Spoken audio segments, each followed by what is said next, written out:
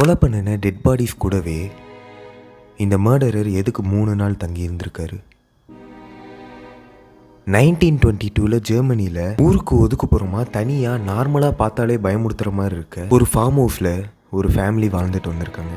அவங்க வாழ்ந்துட்டு வந்த ஃபார்ம் ஹவுஸில் அடிக்கடி நிறைய விசித்திரமான விஷயங்கள்லாம் நடக்க ஆரம்பிச்சுது. லைக் மாடியில் யாரோ ஓடுற மாதிரி சத்தம் கேட்குது. நைட்டு நேரம் அவங்க வீட்டுக்கு வெளியில் கருப்பாக ஏதோ ஒரு உருவம் போகிறது. இந்த மாதிரி நிறைய விஷயங்கள் அவங்களுக்கு நடக்க ஸ்டார்ட் ஆச்சு. டெட் பாடியை இன்வெஸ்டிகேட் பண்ணவங்களுக்கு இந்த மாஸ் மர்டரை யார் பண்ணதுன்னு ஒரு எவிடன்ஸ் கூட கிடைக்கல. அவங்களோட எவிடன்ஸை வச்சு பார்க்கும்போது அன்னைக்கு நைட் நடந்தது இதுதான். ஒரு நாள் நைட் ஃபுல் இருட்டில் பண்ணைக்குள்ளே ஏதோ விசித்திரமான சத்தம் கேட்குதுன்னு 3 ஃபேமிலி மெம்பர்ஸ் என்னாச்சுன்னு பண்ணைக்குள்ளே செக் பண்ண போனாங்க. அவங்க பண்ணைக்குள்ளே போனப்போ அங்கே ஒளிஞ்சிட்டு இருந்த ஒருத்தன் கோடாலியால் அந்த 3 பேரையுமே கொடூரமாக வெட்டி கொள்கிறான். இவங்களை கொண்டுட்டு நேராக அந்த வீட்டுக்குள்ளே போய் மீதி இருக்கிறவங்களையும் அதே கோடாலியால் கொள்கிறான். இங்கே தான் யாருமே எக்ஸ்பெக்ட் பண்ணாத ஒரு விஷயம் நடந்திருக்கு. இவங்க எல்லாத்தையுமே கொண்டுட்டு டெட் பாடிஸ் கூடயே அந்த கொலைக்காரன் 3 நாள் தங்கி இருந்திருக்கான்.